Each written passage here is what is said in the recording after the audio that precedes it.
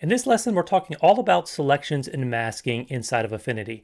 Now, I thought about covering these in different lessons, but are selections and masks really different? Well, that's going to be an important question to answer, and understanding that relationship between the two is going to be crucial if you really want to become a knowledgeable Affinity user. Now, like the last lesson on layers in this learning series, this is going to be one of the longer lessons because this is really a crucial subject to understand if you really want to get the most out of Affinity. Now, I've had commenters tell me to talk less, and that's totally fair. I'm always open to a constructive critique. I actually love a constructive critique, but the reason why I'm spending extra time on these subjects is because if you really understand layers, if you really understand selections and masking, then you can go from beginner to really one of the people that is in the top 90% of Affinity users. Because most people don't take the time to learn this. They think it's overly complicated, but it's really not if you break it down. So we're going to break it down in this video. You're going to understand all about selections. You're going to understand all about layer mask, how they're related, how they're really not that different,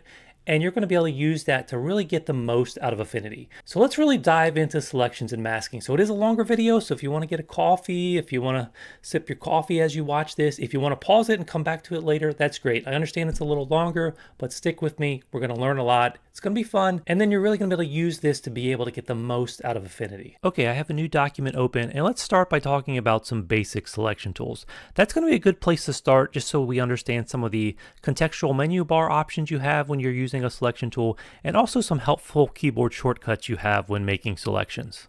I am under my Pixel Studio, and I've come down to this fourth set of tools, which includes the rectangular marquee, the elliptical marquee, my freehand selection tool, the row and column tools, and I have it so this subtools option, if I right click here, this subtools is turned on just so I can see all of these at once and access them all without having to fool with that little fiddly triangle. Now you should understand about all of this if you've watched some of the prior videos in this learning series. So let's review what each of these tools does. It's pretty self-explanatory, but we're going to go ahead and go through it real quick. So rectangular marquee, hey, you can create rectangles. So just click and hold with your mouse, drag out whatever rectangle shape you want.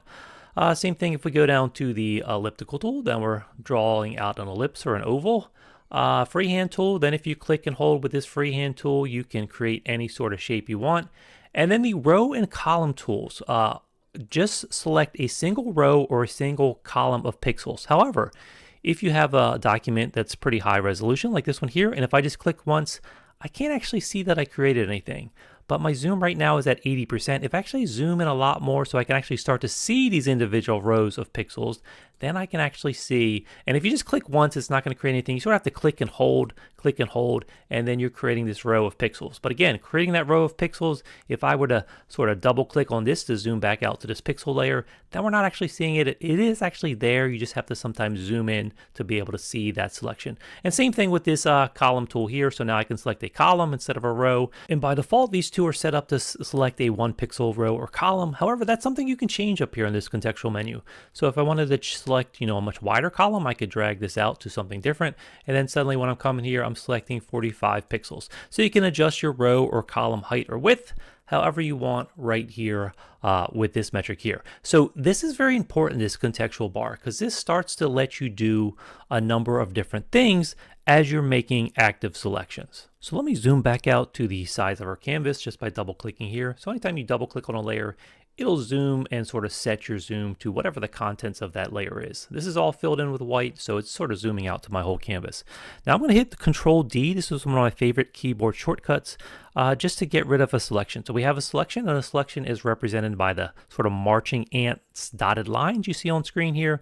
But if I hit Control D, that's on Windows, that would be Command D on Mac, that's just going to get rid of a selection. So if you're coming over from Photoshop, you're probably pretty familiar with that keyboard shortcut. You drag out a selection, create a selection, Control D will deselect it. So very helpful, a lot easier than going up to a menu and turning off your selection. All right, let me switch to this rectangular marquee tool now. And now we're going to get into a few of the options now. So with this rectangular marquee, I can drag this out. Now, before I release my mouse, something that's super helpful, if you're dragging out a selection like this, one of my favorite keyboard modifiers is just holding down the spacebar key. Because if I hold down the spacebar key, then suddenly I can drag around this selection as I'm creating it. So I drag it out, and then if I want to reposition it, I can hold down that space bar and move it around. So that space bar trick is super helpful. So that's definitely one to remember. Now, the other thing is right now I can drag this to any proportions I want, but if I hold down the control key on Windows, then it's going to constrain the proportions, and so then I can create a square. So that's on Windows, that would be the command key on Mac, and again, I could hold down the control key, and then I could use my space bar, and then move that square anytime I want. So these keyboard modifiers are very helpful, so just make sure, remember the space bar lets you move things around as you're creating a selection before you release that mouse button, and also as you're dragging it out with your left mouse button still held down, hold down that control or command key, and you're going to constrain the proportions. So helpful for creating a square like this, but if I was using the ellipse bar key, then suddenly I could create a circle, okay? So those are very helpful options. Now, once I've released my mouse button, I can still move my selection around using my arrow keys. So if I tap my arrow keys, I'm actually moving that selection 1 pixel at a time. It's kind of hard to see, but yes, it does move 1 pixel at a time. If I hold down my shift key while I use those arrow keys, then suddenly I can nudge that selection 10 pixels at a time, either up, down, right, or left using those arrow keys. Now, it's important to note, to do this, you have to still be under a selection tool. So when you have a selection on screen, pay attention to what you have selected here as your tool in the menu. Just for example, if I went up here to the Move tool, now we notice the display changes. I get that blue bounding box, and now if I use Shift and my arrow keys, I'm actually cutting that shape out from the layer. And since I was on this white pixel layer, we're now seeing through to the transparent background. So you do have to be aware just to make sure things are going to operate differently depending on what tool is actively selected. So let me just hit Control Z a couple times to get back here, and then I'll hit Control D to deselect. I'll make sure we're back on the selection tool here. Now, while demonstrating these different tools here, you'll notice that each time I started a new tool, it started a new selection. But it doesn't have to work that way. So there are 4 important settings up here. By default, it's set to new, but you also have the ability to add to an existing selection, to subtract from it, or to find the intersection. So let's just see how this works. So right now it's still set to that new option. So if I drag something out, we're creating a shape on screen. I drag something else out, we're creating a new shape. However, what if I switch from new and I switch this over to this add option? Now I have a selection on screen, but now we'll notice my crosshairs has this little plus in the bottom right corner, and if I drag something out, suddenly I'm adding to the existing selection. So suddenly I can add to this shape. Now, if I wanted to subtract from it, I could just switch to the subtract option, and now suddenly I'm going to be taking whatever shape I draw out, and I'm subtracting from my existing shape. And the intersect option, well, you may have guessed, now suddenly when I draw, I can overlap shapes and create an intersection. Now, the intersect is a little weird because I can't actively see that selection I'm dragging out. I don't love that. I wish there was some sort of color coding here, so I don't really see the intersect until I cross over my existing selection. Then I start to see that intersected area. So these all give us different ways of selecting different things. Now, the intersect you may not need that often, and you know what? Usually I just have it set on new, because even from the new setting here, you can come in here and you can subtract, or you can add to selection using some keyboard modifiers. So we'll notice right now we just have this regular crosshairs, but what if I hold down the Alt key on my keyboard? That's on Windows, that would be Option on Mac. What if I hold that down? Now we get that minus and I can subtract from a shape. What if I hold down the Shift key? Now when I hold down the Shift key, suddenly that turn changes to a plus. Even though I haven't changed from the new, I'm still set on new here, but using that Shift modifier and that Alt modifier, that would be Shift and Option on a Mac, Alt and Shift on Windows. So suddenly I can access all 3 of these options just by using that simple keyboard modifier. Now, something else to keep in mind is it's set to new now, but sometimes when you jump from tool to tool, this will shift. So you have to pay attention anytime you go to a new selection tool. Make sure you know what this is set to, because that could be a reason why your selection isn't turning out the way you want. But all these modifiers can be really helpful, let you create some unique shapes, even using these very simple tools here. I will go ahead and hit Control D to deselect that. Now, what about this from the center option? So let me first come up here and grab this Move tool, because when you have this Move tool, then you can drag out guides directly from your rulers. So I'm going to drag out a vertical and horizontal, or horizontal and vertical, I should say, guide, just so I have this, because this is going to make it a little bit more obvious how this next feature works. And so we're going back to those selection tools. I'll just choose any one of these. So let's just choose the elliptical, the rectangular marquee. And here, I'm going to come turn on this from the center option. Actually, I'll leave it checked off first, so it's turned off. So with it's turned off, when you then click and drag, it's going to anchor the point where you start your shape. So if I click here and drag out this way, it's anchored in that corner. No matter where I go, it's anchored in that first corner point that I set when I start to drag out my shape. So that can be helpful. But sometimes you might want this to be a central point, and so if you do from the center, then it's going to start wherever you click, and that's going to be the center of your shape. So we see how this works differently now because I have that from center option checked. So just important to know what this does if you have this set to from center, or you can have it set where it just creates the point right there starting at the edge. So click right there and starting at the edge. Now something I just did by accident right there is when you have a selection on screen, you'll notice when you're outside the selection, you get the crosshairs, you can start creating another selection, but then if you're over top, then you can actually just click right on the selection and move it around. So see how the cursor changes when I move from inside to outside? If I'm inside, I can move around that existing selection. So just something else to be aware of. Now, so far we're just covering these basic tools, but all these little basic options are super important to know, and they can all come into play even as we start to get into more and more complex selection tools here within inside of Affinity. Now, this anti-alias option we're not going to talk about too much in this lesson. Basically, working with pixels, you can get this blocky stair-step looking edge, and it'll just add a little soft color at those edges to try to make it look a little smoother. I'll just show you a quick example of this so you really know what's going on. So I'm zoomed way in here because we're going to see it better zoomed in, and I have this anti-alias turned off for the moment. So let me just grab and drag out a circle here, and I'm going to fill this with black. So I'm going to hit Control Backspace. And so we see how we get this really blocky stair-step edge. Now I'm going to come in here and let me draw another circle. This time I'll turn anti-alias on. So I'm going to make it roughly the same size. Hold down the Control to keep it as a circle, and then Control Backspace to fill with black. And this time I've turned on that anti-alias. So now notice now, if we zoom in and we look right at the edges here, we'll notice that it's put in some pixels that are different shades of gray. So it's just going to give this a slightly smoother edge than this one here that only has black. So this one, when an anti-alias was turned off, just filled with black. This one, because we had it turned on, it's going to do some different shades of the gray at the edges. And if we zoom out a little bit, we're going to start to see how this one just looks like it has a slightly smoother edge. This one has more of a blocky appearance. So this is what that anti-alias option does here. And you have to have it turned on as you're dragging out the selection.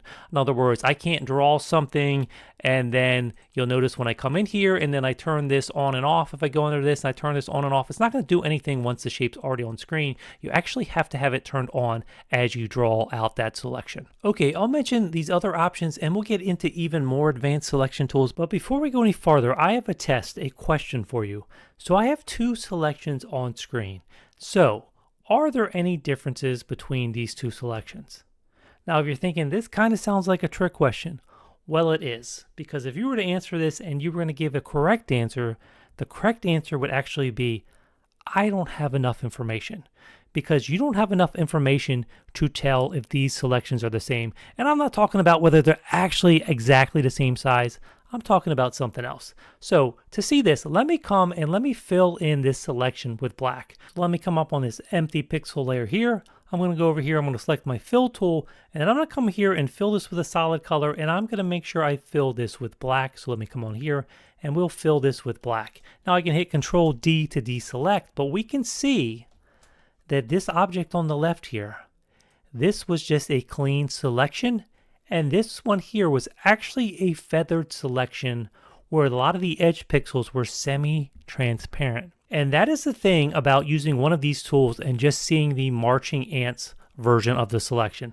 That does not tell you the whole story, because it's possible to partially select pixels. So I think that naturally leads to the question of, is there a way to view your selection beyond just these marching ants? Because these are nice, but we don't know exactly the selection until we fill it in and perform an action. It would be kind of nice to have a different way to get a visual view of selection. Well, we actually do. This is where layer masks are going to come into play.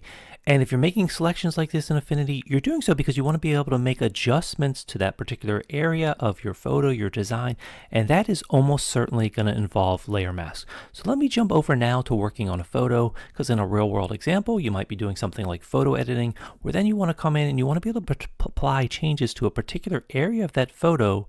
This is where selections and layer masks are going to come together, and I hope you see that even though there are going to be some slight differences in selections versus layer mask, Really, a layer mask is a selection. So let's get into it, let's talk about it, and let's make sure you understand everything about layer mask. So I just have this one photo layer here in this project, but I'm going to come over here and I'm going to grab my elliptical selection tool, and I'm going to leave this at 312 pixels for a feather.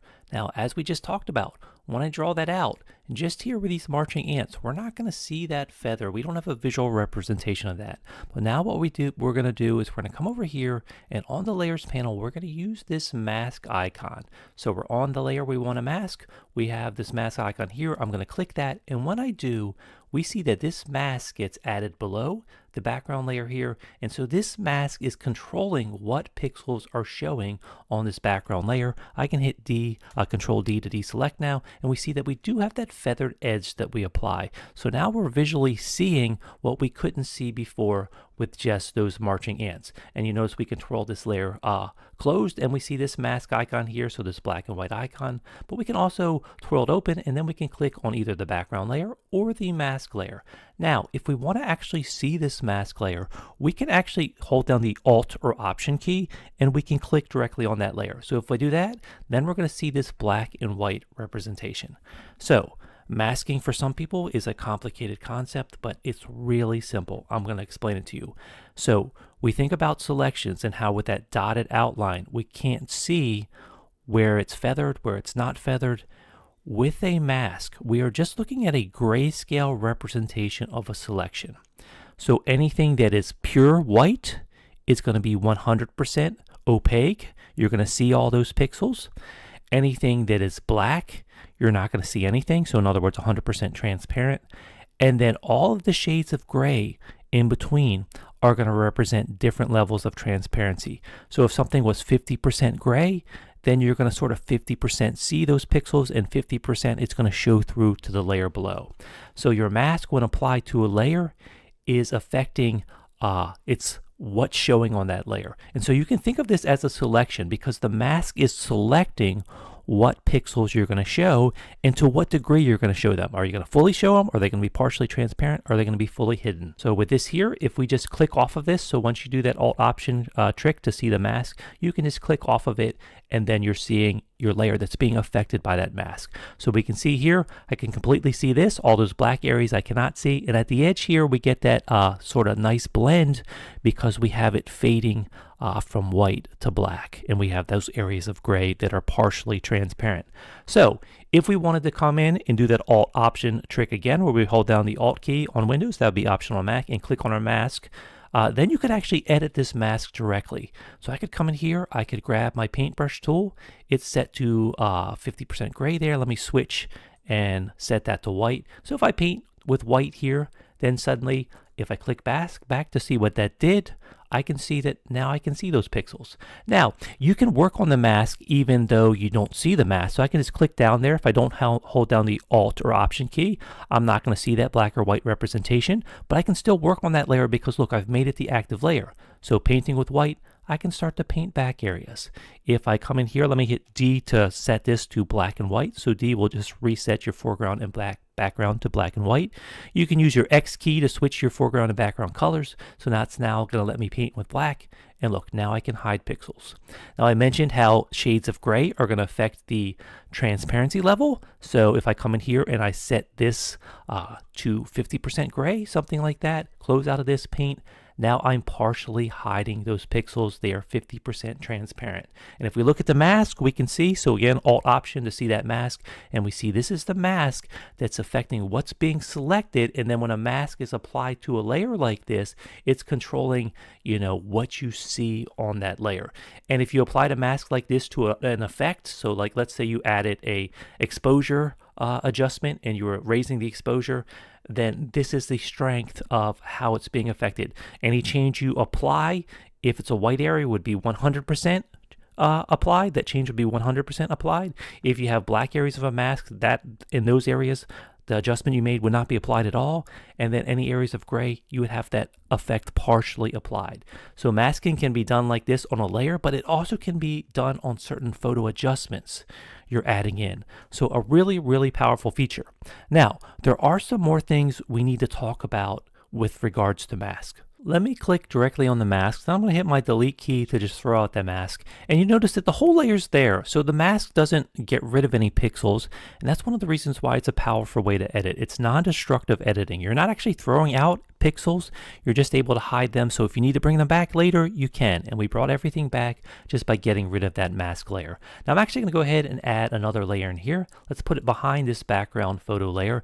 And this one I'm just going to fill with a solid color. So I got my fill tool selected. I'm just going to come up here. We'll make it a solid color, or you know what? Let's make it a linear gradient just for fun. Let's go in here and let's just give this some interesting colors. So I'm going to go in here, change this first color stop to something like that. Come in here, change this second color stop to, oh, that was still the first one. Let me make sure I really click on that. There we go. So it doesn't matter, but let's just give this some interesting colors. Then I'll just come out here and we'll drag this out. And we're not seeing that, but that is there. That is behind our background layer. Okay, so we're not seeing that currently, but now let's come up here and let's just grab our marquee tool. There's no feather, that's fine. I'm just going to drag this out again, and again on our background layer here, I'm going to come down and I'm going to apply a layer mask. So now what we see is we have the mask nested within this background layer. It's controlling what we see from that layer, and so then we're seeing through to this blue to yellow gradient below. Okay, so the mask is only affecting this background layer. However, there are different ways that mask can be applied. Right now it's being applied just to this background layer, but what if we were to twirl this open? I'm now going to right click on this mask, and I'm going to come down here and find this release mask button. And when we do, we notice that now it is above both of these layers, and because it's not directly tied to this background layer, it is actually affecting everything below it.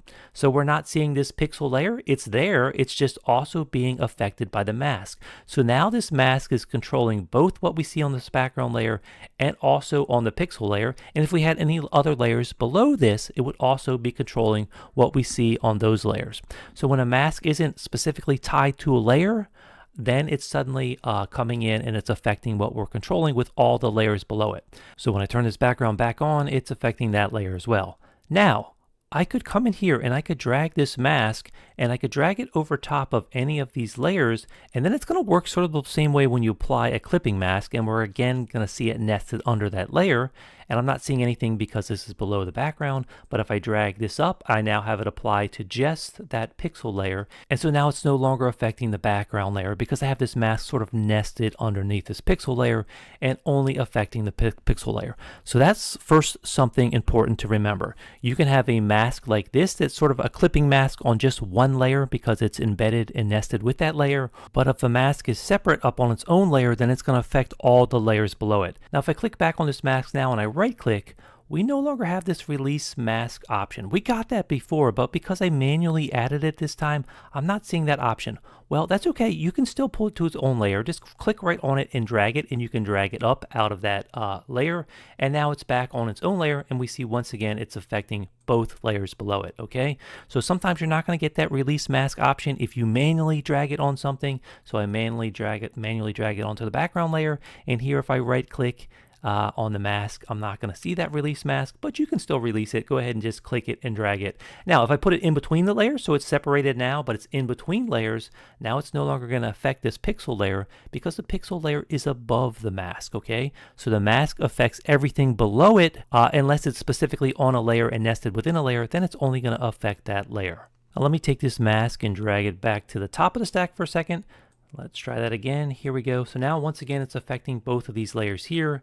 It's above everything. But what if I were to select this mask layer? I'm just going to control click and select the pixel layer as well. And then what if I group these together? So I'll come down here and group these together. And then suddenly, even though the mask is above the background layer as well, because it's within a group, now it's only affecting everything within this group. So it would affect everything below it in this group. I could keep it in the group but put it below the pixel layer, and now of course it's no longer affecting that pixel layer. But if I drag it above, it's affecting the pixel layer but not the background layer because that is not part of the group. So grouping is the other way that you can affect, you know, what a mask is actually masking. Okay, so just all these things are important to remember because being able to really control what is being affected by your selections, by your mask, is going to be crucial and just give you a lot more levels of control when you start to do your edits. Let me just bring this background layer back up to the top. Now let me apply another mask real quick, because there's another way a mask can be applied. So I'm just going to do the elliptical marquee again. This time I'm going to turn my feather off for the moment, and I'm just going to drag something like this around roughly the area of her face, like that. I'm going to make sure I'm on this background layer, but what I'm actually going to do now is I'm going to come down and I'm going to apply my masks to an adjustment layer. So like I said, you can mask out what pixels are showing with a mask, but you can also mask out part of your adjustments when you're making adjustments. And if you have a selection on screen and then you add an adjustment layer, it's automatically going to embed your selection as a mask when you make that adjustment layer. So I'm going to come down here and let's just go ahead and do something like an exposure adjustment. So if I was going to do that, now we have this exposure adjustment. But we'll see right here, it put a little mask icon along with this because I had a selection when I created this adjustment layer. So now I could do something like I could raise this up to make this area brighter. Now I'm just doing something very extreme that looks terrible, but we're doing this just to make a point on how this is working. So let me go ahead and hit Control D to deselect our selection. But now we see we have this mask applied to this adjustment layer. So I can come back in here, I can edit this adjustment. So this is nice because this is non-destructive editing. On the fly, I can make adjustments. I could throw out this adjustment layer. I'm not losing anything. It's all adjustable. However, look at the way this mask is applied. Remember before, like down with this mask, it's sort of nested as its own layer. Well, it's not its own layer here. That makes this a little bit tougher to deal with, and I don't love how this mask is applied because it's a little bit more difficult. Now I could still come in here and let me alt click to show you, you still can get in on the mask. I could actually come in here and I could still actually paint on this mask. So I can actually affect the mask in some ways. I could even come up here under pixel and I could apply a filter to this, and I could do something like a blur filter. So let's apply a Gaussian blur and go ahead and click apply. But when I hit apply, that's done. I could roll back my commands, but I can't adjust how much of that filter I applied because I've done that in a destructive manner. That's why I don't love having a mask applied this way. I could have got the same result, but I could have made it a little bit more flexible if I first applied the adjustment and then I applied the mask later. Let me just show you what I mean. So I'm going to right click on this mask here and I can delete it, so I can get rid of it. And now this time I'm going to go ahead and add that adjustment layer first. So I'm going to go ahead and put an exposure adjustment again. Let me go ahead and drag it out to something like this. Whatever, that's fine. And now we're going to come in and mask what area is actually being affected by that. So let me go ahead now and grab my selection tool. I'm going to drag this and drag an area like this, but I actually want it to maybe affect the background here. So an easy way to invert your selection would just be to come under this pixel selection and choose invert, but Control-Shift-I, this is something you might do a lot, so you might want to remember this Control-Shift-I keyboard shortcut anytime you have a selection and you just want to reverse and have it select the opposite. So if you had the right hand side of the screen and then you did Control-Shift-I, it would select the left hand side of the screen. All the pixels that are selected become deselected and vice versa. So this is a good command to know this keyboard shortcut from, Control-Shift-I. And on Mac, I believe that would be Command-Shift-I. So I'm going to go ahead and do that now, and now we see it has all the opposite ones applied here. And so then with this exposure adjustment, I could come in here and I could apply this mask layer. And when I do, I can hit Control D and deselect now. And right now it's affecting all those pixels. And we see now, once again, I have it as its own independent layer.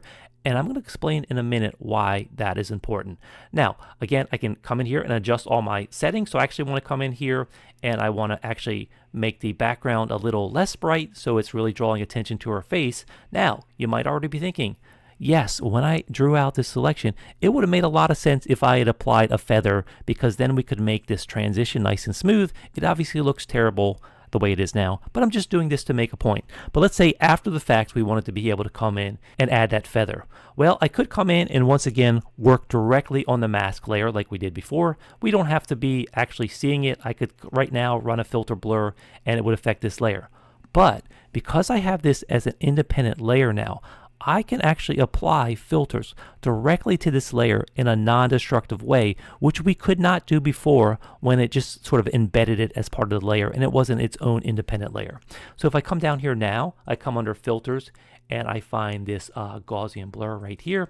It's going to add that filter. I could bring up the radius to whatever I want, something like 100 pixels. Obviously now, since it's above everything, it's affecting everything. The same way if a layer is above everything, it's affecting everything. If I had it embedded with the layer, it can affect just that layer. If it's in a group, it's going to affect everything below it in a group. So what I'm going to do is I'm going to take this, I'm going to drag that right onto the mask. And now we see that I have this Gaussian blur only affecting the mask. And look at the way now we have that soft edge. So I can come in here, I can affect the settings of this, and we see if I drag this all the way down, it's actually affecting the mask itself. So we can make it go away, we can bring it back. So this is super helpful to be able to edit in a non-destructive way. So sometimes your order of commands makes sense, because if you make a selection and then you make an adjustment, it sort of embeds that mask directly in that layer. And I think it's much better to first go ahead and add the adjustment and then create your mask. So you have your mask as an independent layer, because that really gives you a lot of power and control, and it lets you apply things like filters directly to the mask itself. Hopefully you're starting to see just how powerful masks are. Hopefully you're starting to see, because we can come in here and we can work with the mask itself, we can use all these different painting tools and other tools to come here and paint directly on the mask and make super precise refinements to our mask. That really does make it a powerful tool. However, there is one other type of mask you can create, and this mask has to do with when you're actively making a selection. So let me show you. And this is the type of mask I'm going to say up front. I actually don't use this as much, simply because I feel like a regular conventional mask just does so much. However, on the fly, if you want to make quick adjustments to an active selection as you're creating that selection, there is another way to do that. Now, I'll just come up here and demonstrate this by grabbing this rectangular marquee. I'm going to drag it out on screen like this. Now I'm going to hit the Q key on my keyboard, and when I do, I get this red overlay. If I tap Q, then we're back in regular view and we see our selection. Tap Q again, now we're in this red overlay mode, which is called quick mask mode. So Q on the keyboard, because this is a quick mask. Now, in this instance, anything where we're seeing all the way through and we're seeing no red, that's equivalent to white on a mask. So these are all the pixels that are part of our selection. Anything that's this red overlay, it is not part of our selection. And then we also can have areas that are sort of partially showing that red, and those are going to be our areas of gray where something might be partially part of the selection. Let me just hit Q to get out of here. I'm going to hit D to deselect. I'm going to make a mask here with a feather, just so we can see that partial selection, partially red overlay a little bit better. So I have it set to 150 now. I'll drag out the same thing. Now I'll hit Q again. And when I do, see how we have this feathered edge now. And again, we can see that at the edges of this. Now, this is also something I could actively come in and work on, just like we can work on a mask there, and we can draw on it. We can actually draw on this. And we're actually going to use the same principles where we draw with white and black. So I have my paintbrush tool now, and I'll hit D to get white and black. And so with white selected, I'm actually adding to the selected area. Now, if I hit Q on my keyboard to go back and forth, look at how I've adjusted the selection. So this lets us actively adjust a selection as we're drawing it out. Now, if I hit Q again to go back into that quick mask and I switch to black, so let me hit X on my keyboard to switch the foreground and background colors. Now I could paint this area black here, and then if I hit Q again, we see I've actively adjusted that selection. Now you can also come in here and paint with shades of gray. So let me come in here under my color picker. I'll choose something that's not quite fully black, something like this, and then I'll paint up a little here, and you might be able to see how it's a little fainter than the other red overlay. Let's come in here again, and then let's lower that down even more. So something more in the lighter gray mode, and paint it in here. And again, kind of hard to see. That's why I don't like this mode as much. But if we come back here, Q, then we're out of that quick mask mode. Then I could come in here and actually apply this as a layer mask. So let me just come in here And I'm going to create a new layer up here. So let me just put a new layer just so we can see it attached to this layer. Now I'll add the layer mask. It's going to put that layer mask in here. And then if I actually alt click on that, we can see how we do have these different shades of gray. So it was applying those even though it was a little hard to see. So quick mask mode, when you want to actively adjust a selection like that on a fly as you're creating it. But then once you get into this mask mode, you have full control. So whether you want to fool around with quick mask or not, or just immediately go into mask mode where you can still come in here and make those refinements, that's really up to you. I just wanted to let you know that that is another option. I also just wanted to let you know what a quick mask was, because I know people that accidentally hit that Q key on the keyboard, then there's like, what's this red overlay? And they don't even realize how to get out of that quick mask mode. So it's just the Q key on your keyboard shortcut that lets you come in and out of that quick mask mode when you're creating an active selection like that.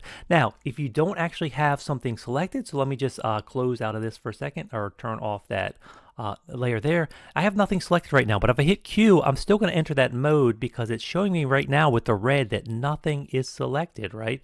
If I were to hit Control A to select everything on screen and then I hit Q, then we can see that, well, the red's just showing beyond my document bounds. So anytime you hit Q, even if you don't have an active selection, you're still going to get that quick mask mode because it's going to show you nothing selected. It's going to show you everything selected, or it's going to show you the things that are selected. So you can always hit Q to get in and out of that quick mask mode. Now, this whole time I've been telling you that a mask is really just a grayscale representation of a selection, and we can prove that by just control clicking on one of these mask layers, because you can control click on any layer to load that as a selection. And that would be a command click on a Mac, but control click here on Windows. So if I control click on this mask here, we see we get that mask loaded. If I control click on this mask, we see that mask loads. And if I control click on this mask, well, everything gets selected. Why is that the case? Well, for a mask to load correctly when you control click on it, you actually have to have that layer turned on. Nothing's turned on right now, so this mask isn't really affecting anything. So let me just hit Control D to deselect. Let me actually first turn this on, and now if I turn that on, I can actually control click. Oh, and again, well, nothing is being affected. Again, no pixels on this layer. So what I need to do is come in here and fill this layer. So if I were to come in here, and now that nothing is selected, I'm just going to use my Control Backspace to fill. And then suddenly we see we have that filled. It's being affected by the mask. We've filled with the color now. And so now if I control click on the mask, we see that loads as a selection, okay? So you actually have to have active pixels on a layer so the mask is affecting them, because when you control click, that's what's going to affect what is being loaded. So we can load any of these as a selection. Okay, so let's move on now to talk about some more selection tools and some more selection techniques that we have available here in Affinity. Now, I'm not going to talk about every technique in every tool because it would just take too much time. There really are endless ways to make selections, but we're going to cover some of these. So I'm still under the Pixel Studio. We've already looked at these basic shape tools here, the rectangular marquee and so on. Let's look now at this next set of tools right here. So I've clicked on this and we have this right here. So this is the object selection tool. This is the selection brush, and this is the flood select tool. So these are all different methods for making selections. Some of these tools you'll find you end up using a lot, other ones not so much. It sort of depends on what your workflow is, what sort of work you do, and what's going to work best for you. So let's start with this object selection tool. Now, if you hover over everything like this, you'll get a description, and you also sometimes get helpful hints down here in the bottom bar of Affinity, but I'm going to go over how this works. So with the object selection tool, when you have that selected and you hover over a layer, it's going to start to automatically find what it thinks are objects within your subject, your overall scene, and it's going to give you this green outline. So as you move across the screen, you're going to see that that area and what is selected may change, okay? So when you have a complicated subject like this, it may struggle to find a perfect selection, but you can click on something when you see that dashed green outline, and it's going to go ahead and load that as a selection. Now, if you want to load another part of the scene, once you have one thing selected, you can still click on a different area where you see that green outline, and it's going to add that to your selection. Now, let me go ahead and hit Control D to deselect what I've done so far. And let me just also point out there's another way to use this tool. I might want to select just your eye. If I get in here really close, I can sort of get it to select your iris. Same thing over here, so that's really cool. But maybe I want to get more of the overall eye. Well, I can click and drag a shape, And then when I drag that shape, I'm giving it more of a defined area, so it sort of helps it a little bit making the selection. Now it didn't do perfect because it's got some of her eyelashes there, but I could do the same thing over here where I'm trying to get it to select the shape. And since I'm dragging that out, I'm telling you what area I want it to search for objects, and it's finding something in there based on where you have contrast between pixels. So if you have objects that have clear hard edges and they have clear contrast between other things in your scene, it's going to pick those out more easily. With other things, it's going to struggle a little bit more. But let me hit Control D for a second. Let me zoom in a little bit to show you how you might use this tool. Lots of ways to make selections, of course, but maybe I'm going to use this and I'm going to come over here, make sure I have it selected. I'm going to come over here and I'll let it find this iris. So I'll click on that, and then I'm going to come over here and I'm going to click on this. Now I have this loaded as a selection. I'm going to go ahead and create a mask here, but first let me create a new pixel layer. So I have a new pixel layer there. I'm going to go ahead and add a mask because I want this to be able to use this as a mask. So I'll go ahead and mask this layer. And this comes back to the workflow thing I was talking about before. Because let me hit Control Deselect. I have that selection saved now as a mask on this empty layer. But now I'm going to add a recolor adjustment. So I'm going to come under my adjustment menu and add recolor. I didn't want to have the mask applied directly to this because then it sort of gets embedded and I don't have that independent control like we talked about earlier. But maybe I want to come in here and change her eyes to more of a blue color. I know it looks ridiculous right now, but what I'm going to do is I'm just going to take that mask and I'm going to pull it up onto this recolor adjustment. So now the recolor adjustment is just being applied to that masked area. Now, I know it's heavy-handed right now, so I would come in here and I would lower this opacity way down. You can even start at 0 and then slowly dial it up. So we're slowly making her eyes more of this blue color. Now, if I'm not getting the color quite right, I can still come in here. I can still pull this around. I can still adjust this here. So any which way I want to go to slightly add that color adjustment to her eyes, it's great to have all this flexibility and this control. Now, it also didn't do a perfect job of masking this. So if I come in here and I zoom in a lot, and then I turn this recolor on and off, I might see it spilling onto parts of her eyelash and other things up here. Well, that's where I still can come into the mask here, and I can hit D to make sure I'm painting with a black and white, X to switch to my background color. I could get a brush right here. I could lower down the hardness if I wanted to. So let's bring the hardness up to about 50%. And then I could come in here, hit Control Z because I just applied more than I wanted to. I could come in here and I could start to paint right on the mask. Now, sometimes I found it's sort of buggy, even though I should be painting in black right here. It seems like it's painting in white. So let me just hit Control Z. Let me hit X now with this. Now I'm painting with white, so now it's showing. Let me hit Control Z, let me hit X again. Again, it's just acting a little buggy, but now I'm painting in black, and so now I can slowly paint away areas of this where maybe the mask isn't perfect. So the point is, with all these tools, sometimes they'll get you close, but sometimes you find you need to still come in there and make these slight adjustments to your mask to get it exactly right, okay? But that's just another idea of how you would take a tool and you would implement it. And so very easily we've come in here and we've changed the color of the eyes of our subject here. Okay, let's move on and look at the second tool in this tool set, and that is this one right here, the selection brush tool, and it says select pixel regions in your image by painting. Okay, but this does work a little different than using a typical paintbrush. So if I were to come in here and let me zoom in a little bit before we use this tool. So I'm going to get in on our eye. Let's pretend we're trying to select the whole eye here.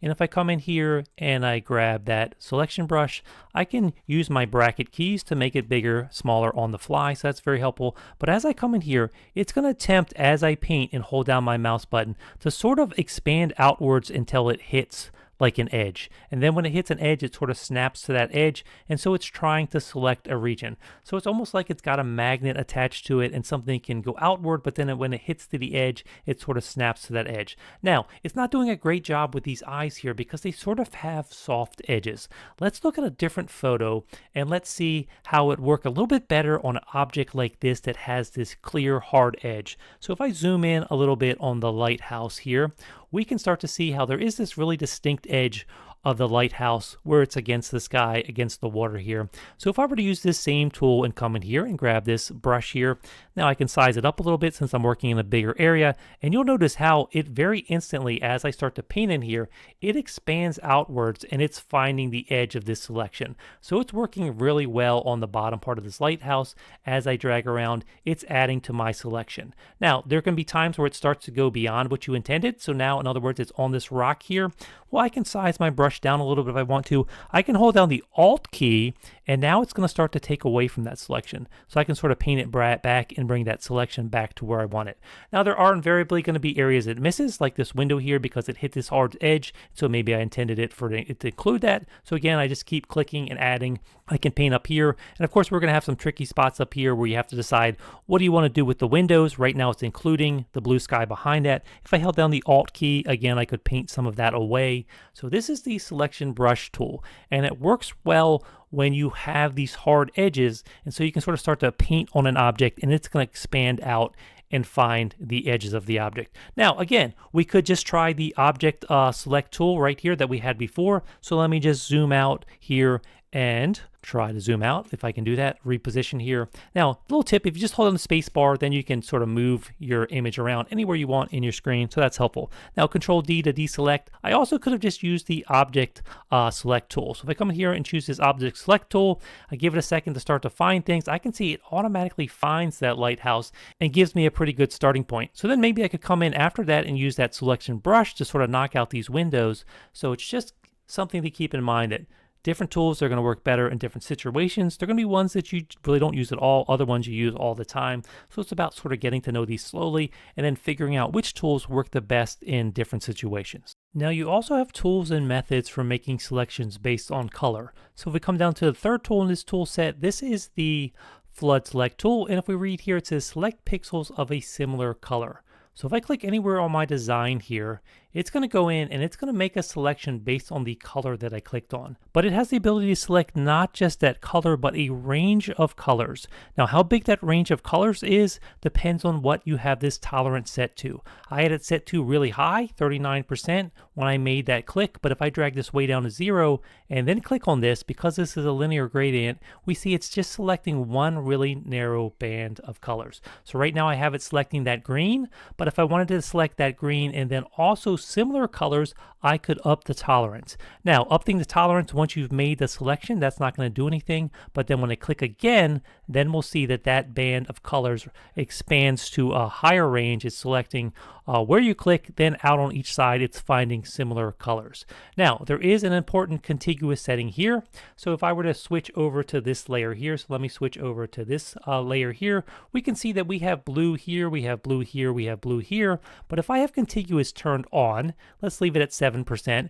I click in this blue area right here, it's going to find all the different blue that fits within that range across the design based on where I clicked. However, if I turn on this contiguous setting and now I click again, now suddenly it's only finding the blue in the area I click on. And that's because when you have contiguous turned on like this, it's going to expand out. But if it's not an adjacent color that's basically touching it and it runs into an area of color that doesn't match the range, then it's not going to find other colors. Even though there might be other colors in your design that match that range that you're searching for, they do not match the criteria of being contiguous. So this is a very important checkbox up here.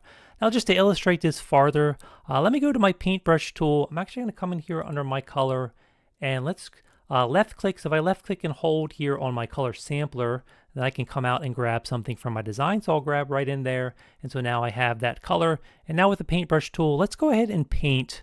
And I'm going to hit Control D because if I try to paint now, I can only paint within this setting right here, this selection. But if I grab it now and I paint, and I'm just going to paint so we have a connected area of color now, I'll go this way as well. Well, now because of that paint stroke I just did, that area is actually connected now.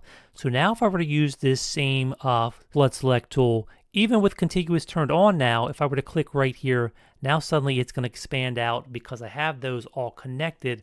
It will find them all. Okay, so that is this contiguous feature and how that's going to come into play. Well, let me just hit Control Z a couple times to get rid of what I just did there. And now let me show you that there are tools in Affinity, they're going to work in very similar ways. So we can see we can select by color this way, but we can also come up here under pixel selection, and right up here we can select by sampled color. So same idea here, sampled color. I can come in here and I can click once, and then when I click once, I don't have the contiguous option, but I do have this tolerance here. So on the fly, I can see my selection area change as I adjust this tolerance. Now I love that I can see it on the fly, but I don't have the contiguous option. So there may be scenarios where one tool works better and makes more sense, and other scenarios where another tool is going to work better. So it really just comes down to preference sometimes and what's going to work best for your given scenario. Now let me jump back to this photo, and another tool for selections I have to mention is this pen tool here. So right down here we have this pen tool. Now this is worthy of its own entire lesson, so I think there will be a lesson coming out on just the pen tool. But for now, let me just show you real quick what you can do with the pen tool. So with the pen tool, I can come in here and I can start to draw the path, and right now it's actually going to build out a shape here. So I can click in here once and put down a point.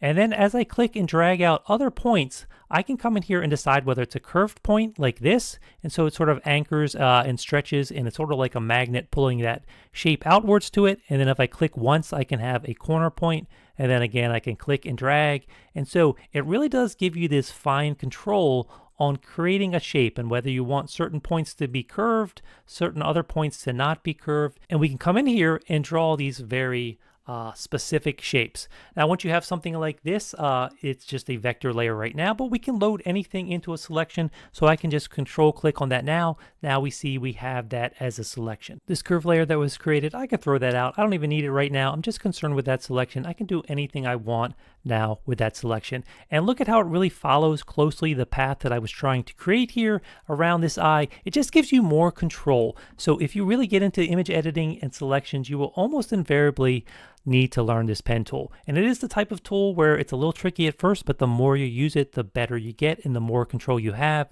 So make sure you get to know this pen tool. And again, I'll have a lesson on that sometime in the future. Now, when you have an active selection on screen like this one right here, there's a very important basic thing you can do with a selection, which I haven't even mentioned yet. And that's if you come up here under pixel, and so we go under pixel selection, then you have the ability to modify it. You can grow, shrink, you can feather the edges, you can smooth it, you can refine the edges. So if I just go in here and show what grow, shrink does, now we see I can either make it smaller by dragging inwards, or I can make it larger by dragging outwards. So you have those ability again to do these finite adjustments and to modify your selection on the fly. So just be aware under pixel and then under pixel selection, you have these options as well. So ways you could refine your selection. And then also up here, you have a number of automated options we haven't even gotten to. So alpha range, you can select anything in your design that is fully opaque, fully transparent, or partially transparent. You can also choose tonal range and select your midtones, your shadows, or highlights, or a color range, which we did look at. So we have lots and lots of options.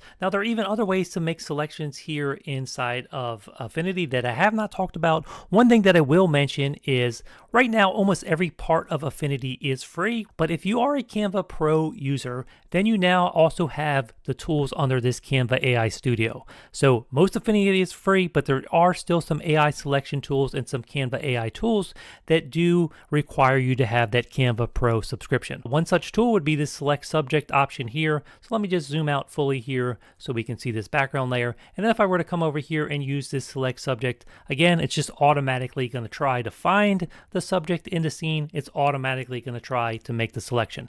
Now this works with varying degrees of success depending on how complex the background is. This is fairly complex with the hair, so I would not expect it to do a perfect job, but it's going to go in here. It's going to do its best using that AI technology to try to find the subject in the scene. It's going to show a live selection path like this, the dotted line. Once it does that, of course, I could come in here and I could apply a layer mask or something on this so we can see a little bit better what it's selected. It's done a reasonable job, not perfect, but again, we can always come in here and adjust later.